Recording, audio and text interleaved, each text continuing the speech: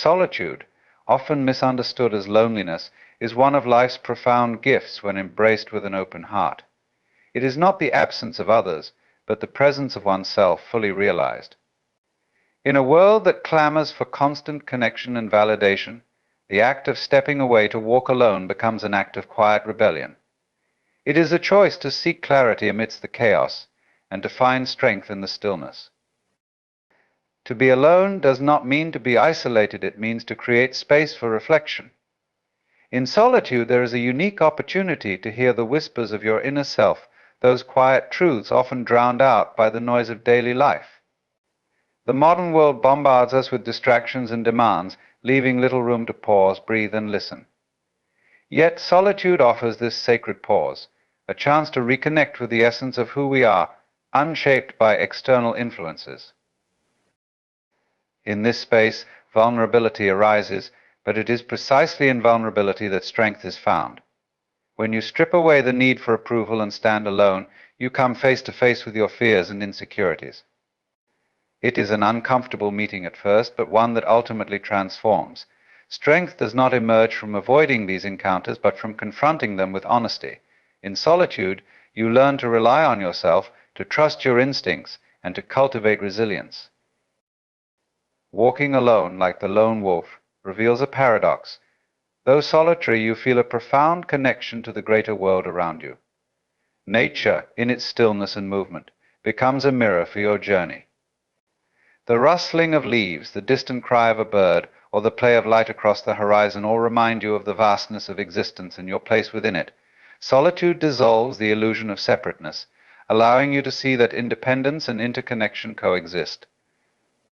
Strength in solitude also lies in the freedom it grants. When you walk alone, you are not bound by the expectations or judgments of others. Your path is your own, unmarked by the footprints of those who would try to guide or restrain you.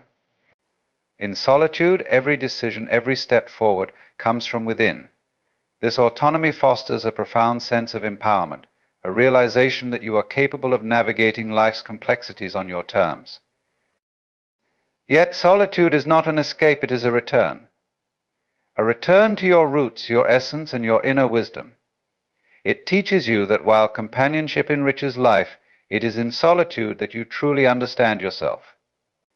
The lone journey becomes an act of self-respect, an acknowledgement that your inner world deserves as much attention and care as the external one. In the strength of solitude, there is no need to prove anything to anyone. The quiet confidence it nurtures speaks louder than words. It is a strength that shines not because it demands to be seen, but because it simply exists unshakable, grounded, and free. Dependency is a story that society weaves into the fabric of our lives, whispering that fulfillment and stability can only be found through others.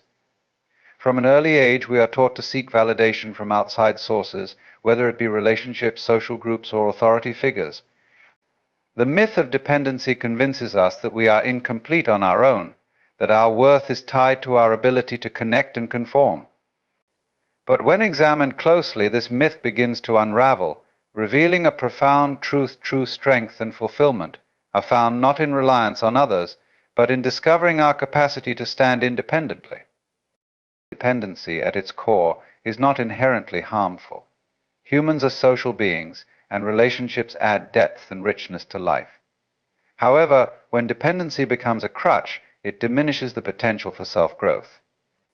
The myth lies in the belief that we must lean on others for happiness, direction, or purpose.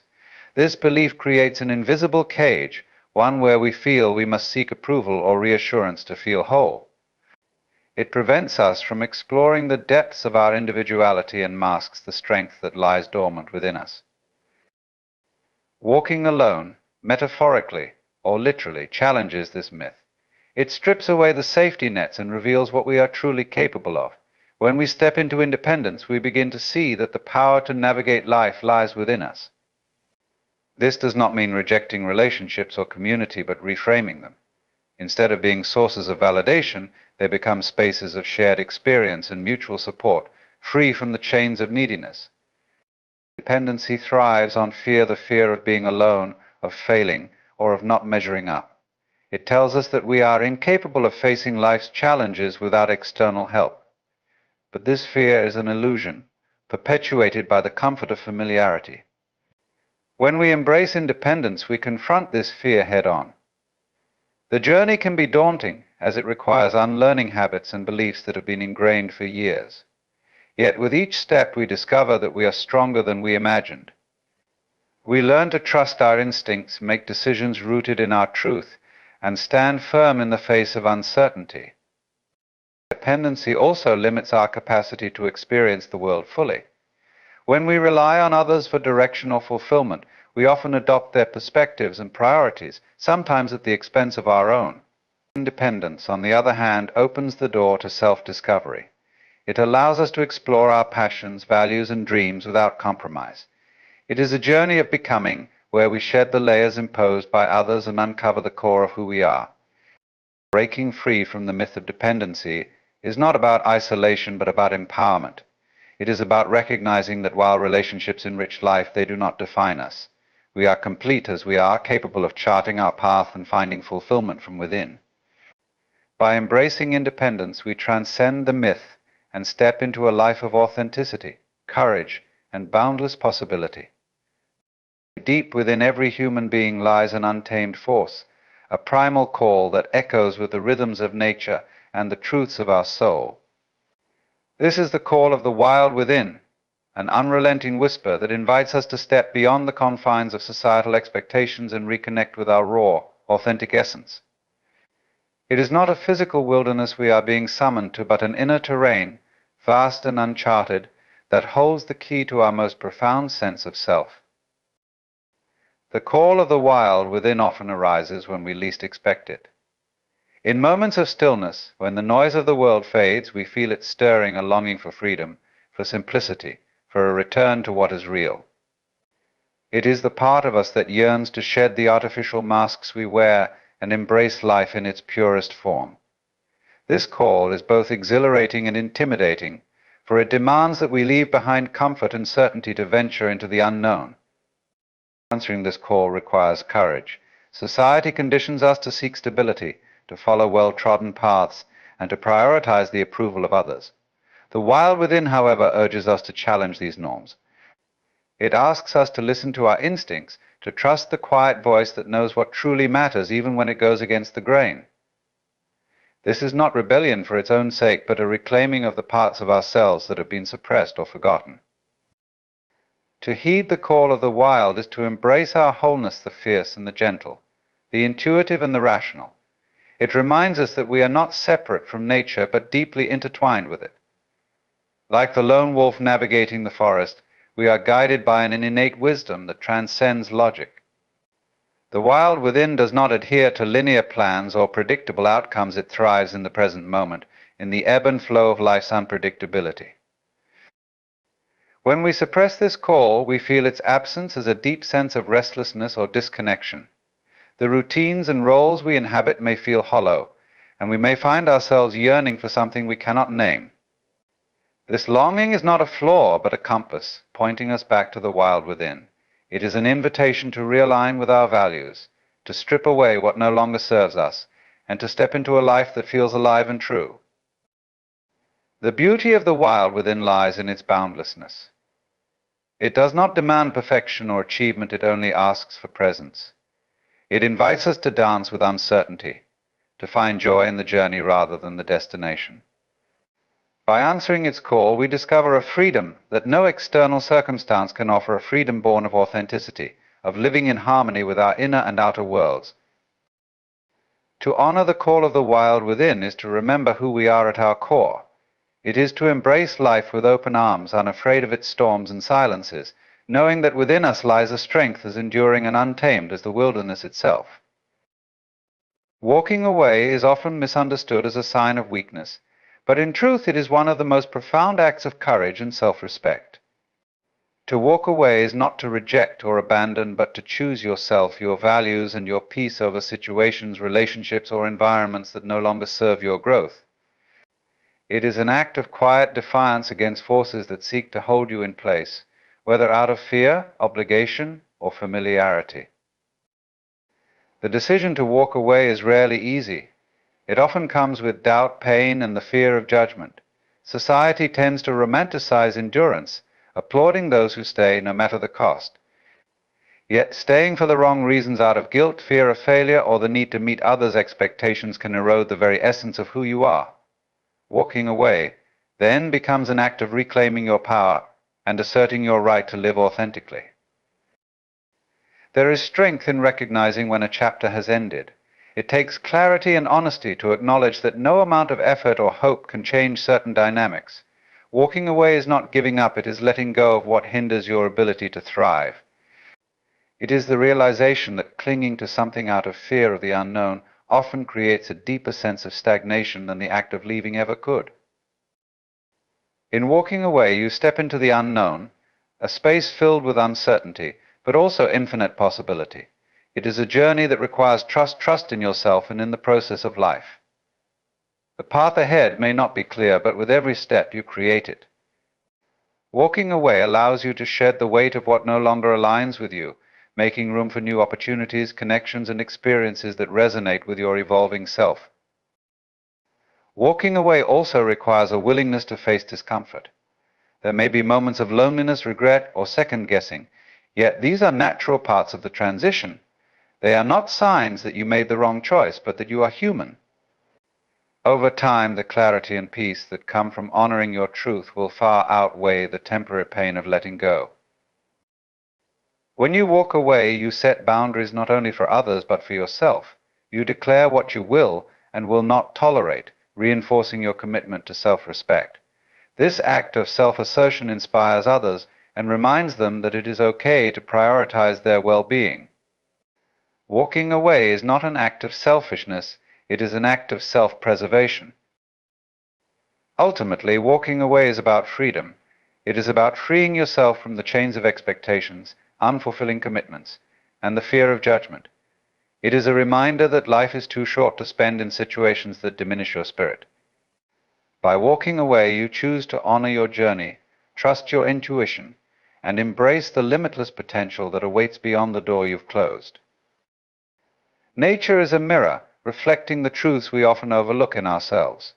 In its quiet presence, we see the ebb and flow of life, the harmony of chaos and order, and the resilience that lies within. It speaks without words, teaching us lessons not through instruction, but through its existence. When we pause to truly observe nature, we are reminded of the deep interconnectedness of all things, including our relationship with ourselves. The trees do not rush to grow, they stand rooted, allowing time to shape them. This reminds us to be patient with our own growth. Just as a sapling cannot become a towering oak overnight, neither can we expect instant transformation. Nature reflects the importance of seasons, the inevitability of cycles. The mirror of nature reflects a truth that is both profound and humbling. We are not separate from the world around us, but deeply enmeshed in its rhythms and cycles. When we look at nature, we are not merely observing it as an external entity, we are seeing a reflection of ourselves, our lives, and the vast interconnected web that binds all existence. In the whisper of the wind, the rustle of leaves, or the stillness of a starry night, there is a resonance, a silent echo of our own being. To see the mirror clearly, we must first let go of the illusion of separation. Modern life often blinds us to this connection, building walls between humanity and the natural world. We live in constructed environments surrounded by artificiality, and so we forget the simplicity and wisdom inherent in the earth. Yet if we step outside, even for a moment, and immerse ourselves in the living world, we begin to feel the pulse of something timeless.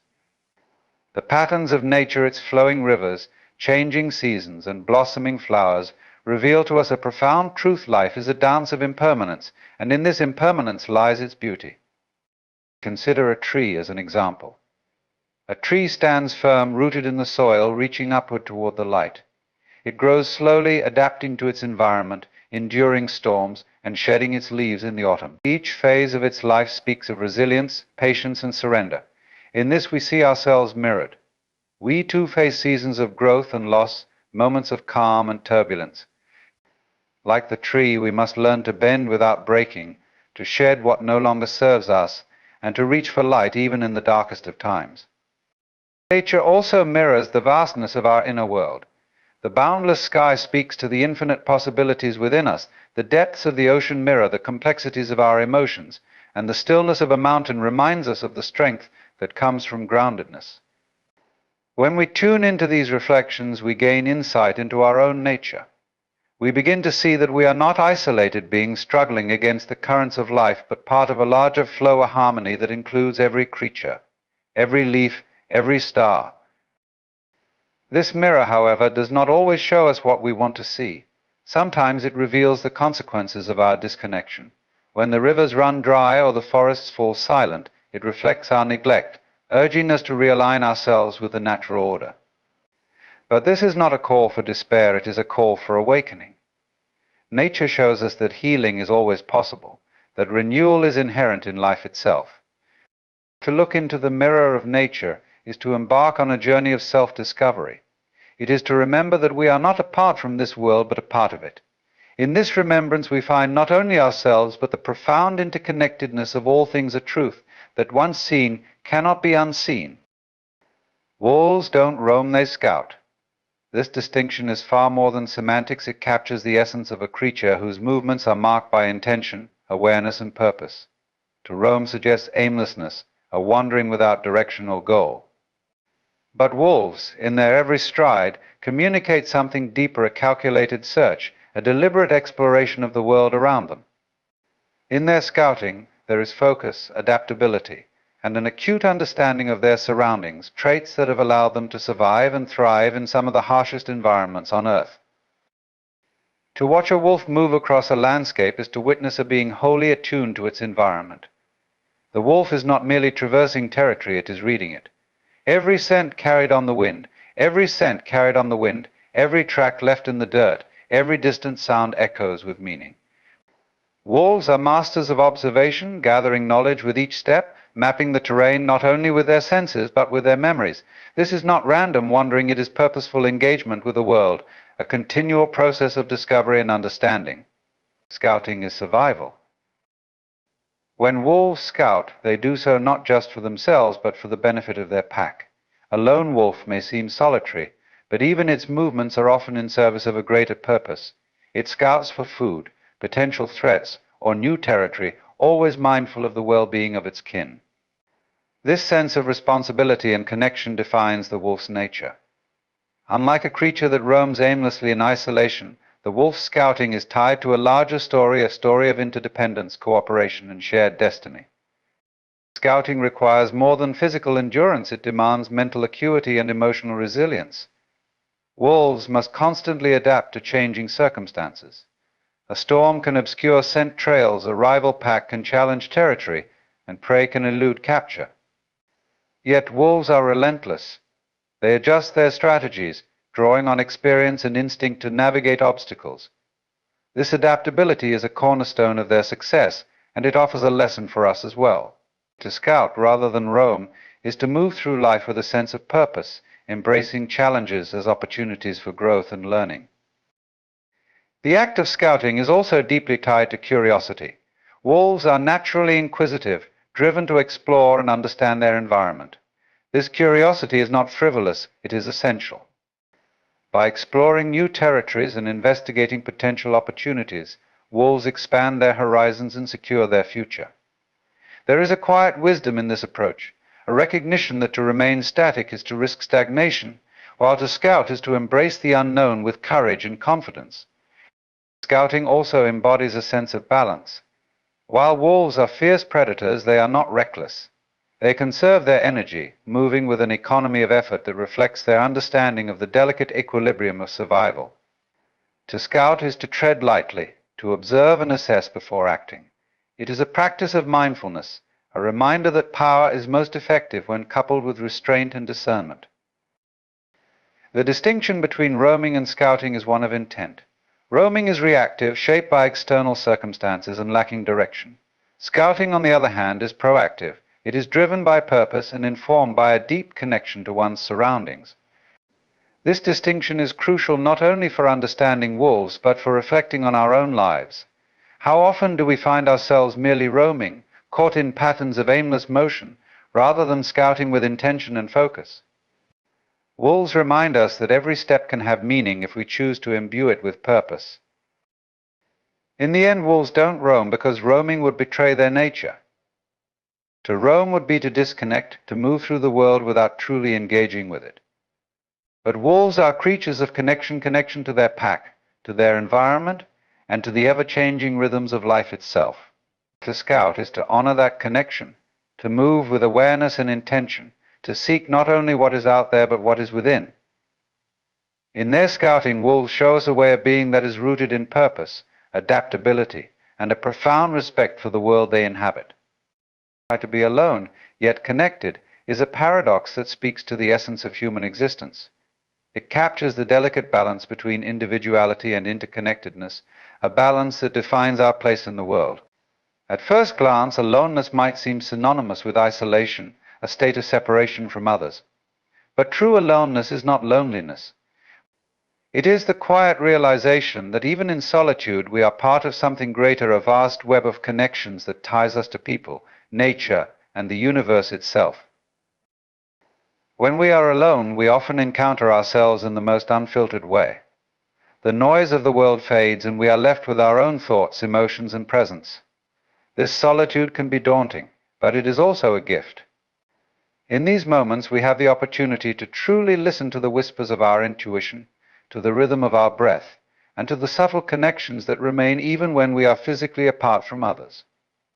Being alone allows us to reflect, to understand who we are beneath the roles we play and the masks we wear. Yet even in this solitude, we are never entirely disconnected. The air we breathe links us to every other being on the planet. The sunlight that warms us is the same that nourishes plants and illuminates distant lands. The stories we carry, the cultures we inherit, and the emotions we feel are all shaped by the collective human experience. This interconnectedness is not diminished by aloneness, it is revealed by it. In stepping away from the crowd, we often gain a clearer view of the threads that bind us to it. To be alone yet connected is also to recognize the power of relationships that transcend physical presence. Consider the way we feel the love of a distant friend or the guidance of a mentor long past. These connections exist in the unseen spaces, in memories, and in the invisible ties of shared experience and understanding. They remind us that connection is not solely about proximity, but about resonance, a meeting of minds, hearts, and spirits that can endure across time and distance. Nature, too, offers a profound illustration of this duality. A single tree may stand alone in a clearing, yet its roots intertwine with those of others beneath the surface. Through these hidden networks, it shares nutrients, signals danger, and contributes to the ecosystem. In the same way, our lives are woven into the lives of others, often in ways we cannot see. Even when we feel alone, our actions ripple outward, influencing and being influenced by the world around us. In solitude, we also find the space to cultivate our inner world. This cultivation is not an act of selfishness, but of preparing ourselves to engage with the world more deeply and authentically. By understanding and nurturing ourselves, we become better equipped to connect meaningfully with others. The more we embrace our aloneness, the more we can appreciate the connections we do have, not as something we cling to out of fear, but as something we cherish out of fear, but as something we cherish out of choice. The duality of being alone yet connected teaches us that life is not about choosing one over the other, but about integrating both. It is about finding peace in solitude while remaining open to connection. It is about knowing that we are complete on our own yet enriched by others. This balance is a dance, an ongoing interplay between introspection and engagement, between stillness and movement. In this state, aloneness becomes a sanctuary, not a prison. It becomes a space where we can recharge, rediscover ourselves, and remember our place in the grand tapestry of existence. To be alone yet connected is to live with the awareness that we are both individuals and part of a collective, each contributing our unique threads to the shared fabric of life. It is a reminder that even in our most solitary moments, we are never truly alone. The strength of vulnerability is a truth that challenges conventional wisdom. Society often equates strength with invulnerability, stoicism, unshakable resolve, and a hardened exterior. Yet true strength lies not in erecting walls to shield ourselves, but in the courage to let them down. Vulnerability is not weakness, it is an authentic expression of humanity. It is the willingness to embrace uncertainty, risk, and emotional exposure in the service of deeper connection and self-discovery. To be vulnerable is to acknowledge our imperfections and fears, to admit that we don't have all the answers and that we can be hurt. This openness requires immense courage. It is far easier to armor ourselves against the world, pretending to be unaffected by its challenges and heartbreaks. But in doing so, vulnerability is the bridge between isolation and connection. The strength of vulnerability lies in its ability to reveal our humanity and foster authentic connections. By embracing our imperfections, taking risks, and allowing ourselves to be seen, we discover profound courage and resilience. Vulnerability is not weakness, but the foundation of growth, trust, and transformation. It enables deeper relationships, fosters compassion, and creates opportunities for meaningful change. Ultimately, true strength is not in avoiding vulnerability, but in embracing it as a pathway to authenticity and connection.